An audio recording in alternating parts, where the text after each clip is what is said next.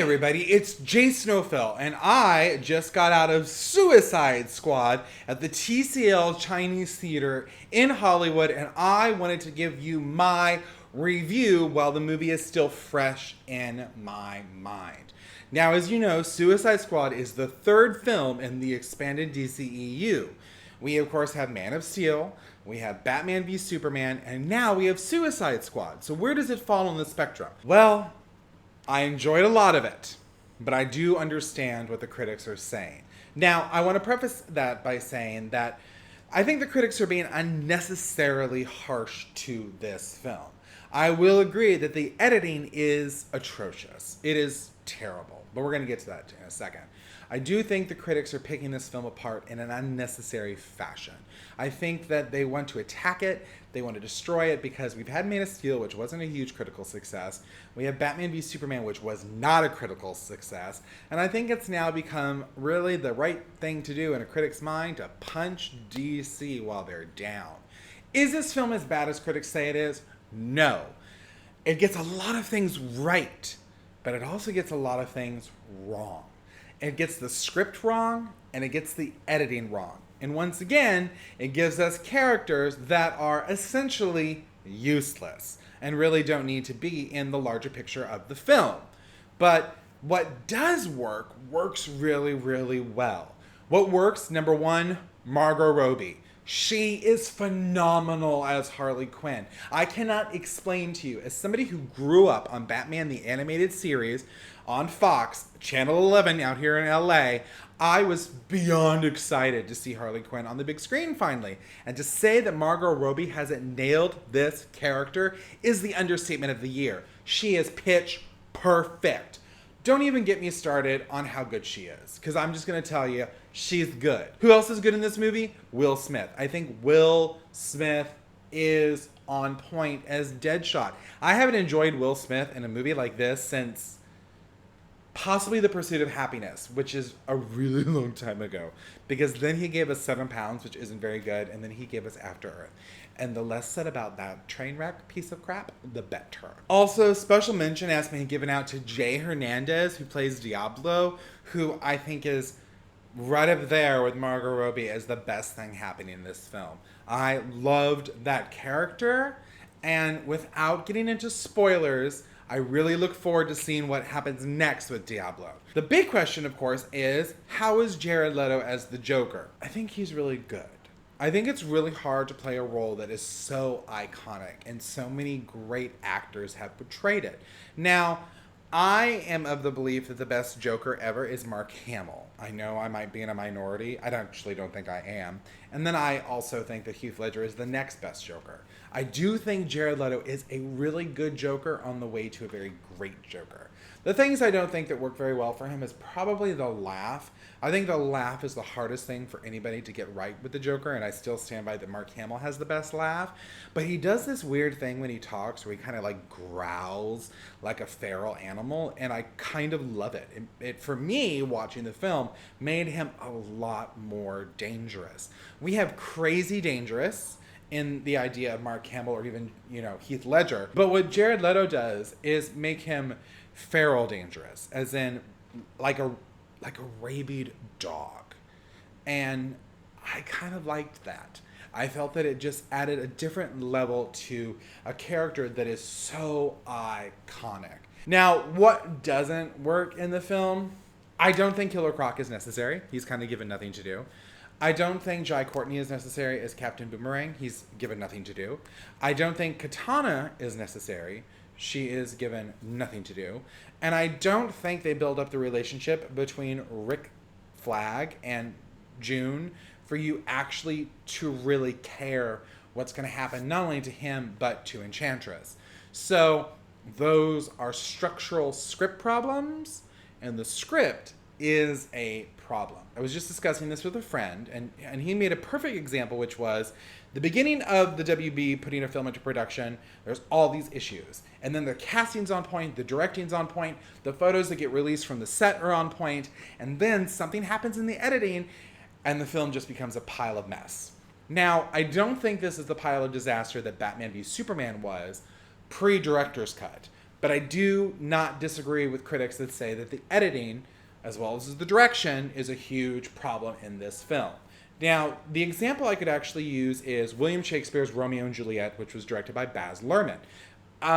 We've all read that play in high school. We've all done it in high school if you were a drama major. And the problem that a lot of people have with that film, the people who love it, but the people who hate it, they hate it because of those first 30 minutes. If you cannot make it through Romeo and Juliet up until they meet at the party, you will not like the rest of the film. Because those first 30 minutes are all over the place. It's like you basically smoked a bunch of shrooms. I don't know, I've never smoked shrooms. I don't even know if that's how you do it. And you feel like you're going on some drug-induced journey. And then the movie calms down and becomes a very serious telling to its setting of William Shakespeare's Romeo and Juliet. Suicide Squad kind of has the same problem. We have Amanda Waller listing the Suicide Squad, talking to these two other gentlemen about what these members have done and who they are. And we get these flashbacks for all of them. And the flashbacks are edited in such a weird way. They're very all over the place, and they bring up like the picture, like if it says Harley Quinn, it says Harley Quinn, and then it says her original name and what she likes and who she loves put in, and like all this stuff looks very much like the trailers that we all saw that Trailer Park put together for this film. And then it goes to very serious Amanda Waller, and then it goes back to the next member of the Suicide Squad, and it's chaotic again. And it throws the tone off in such a way for those first 30 minutes that if you don't fall into that tone or accept it, you're screwed. Now, the friend I went with had already seen the movie at a press screening, so he knew going in what it was like. And he had said to me, Jason, the editing's kind of a mess. So when I sat down, watched the movie, I knew the editing was a mess. If I didn't know the editing was a mess, I would have been so angry for the rest of the film, I wouldn't have enjoyed it. But because I knew going in that the editing was a mess, I was able to accept what was happening. Case in point, there's this great scene between the Joker, Harley Quinn, and Common, who's playing another gangster, set in a nightclub. We've all seen the pictures online. We've seen Harley Quinn's in the gold dress. We know that happens with the purple Lamborghini and Batman chasing them. But that scene is edited in such a way that it goes really fast. It doesn't make a lick of sense. And then it's over before it began. And it just feels like a huge missed opportunity. This movie feels like a lot of missed opportunities across the board. But I once again will stress, I don't think it is the disaster that critics are calling it. I think there's a lot to really love in it. Margot Robbie. I mean, I think I would go straight for her. For me, as a fan of comic books, and especially as a fan of DC, which I love more than Marvel, I know what's behind me. Once again, Hot Toys is just now starting to make DC action figures. They will soon be here. Batman is on his way. I want to see these characters done successfully. Warner Brothers has better characters than Marvel Comics. They really do. The villains are better. The heroes are better. I just don't know why we keep on dropping the ball. It makes me really worried for Wonder Woman when the director, Patty Jenkins, comes out and was like, this movie made total sense. And I don't know what they're talking about. And it's perfect. And it was amazing just the way it is. And you sit there and go, your trailer for Wonder Woman's great. Did Trailer Park put that trailer together too? Because there's that whole rumor, which is not a rumor, going around that Trailer Park edited one version of this movie and David Ayer edited another version of this movie, and then they took the two edits and they put them together, which actually makes sense on why the edits don't work. I think script-wise, there are structural problems. Enchantress, spoiler, never should have been the villain. It should have been the Joker. You can't set up this whole entire relationship between him and Harley Quinn and then not pay it off the way you can. Jared Leto is literally in this movie for like 15 minutes, and then he's like not in it. And it's a wasted opportunity because their relationship is so messed up that you could do an entire 2-hour movie based upon just that, and it would be incredible. So the fact that the big bad really isn't the Joker, which is who it should have been, because the Joker would totally take advantage of Enchantress and use her to his will. Sorry, Amanda Waller.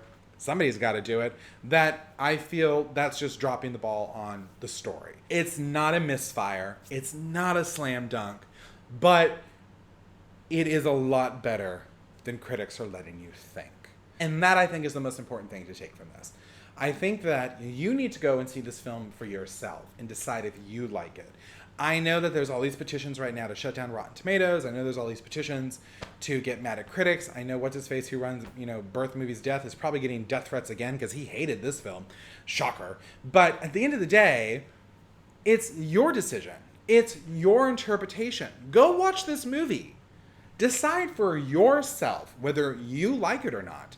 It's not up to me to tell you that you're going to like it. It's up to me to tell you that my personal opinion was it's a mess. But I had a lot of fun in this mess, and I wasn't bored. And I think it's a lot more successful at getting things right than Batman v Superman was.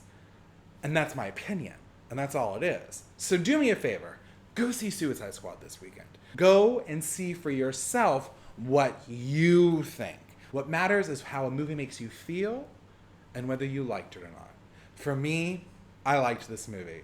The bad does not outweigh the good. I'm telling you right now, because there's a lot in this movie that I think is a home run. I liked it.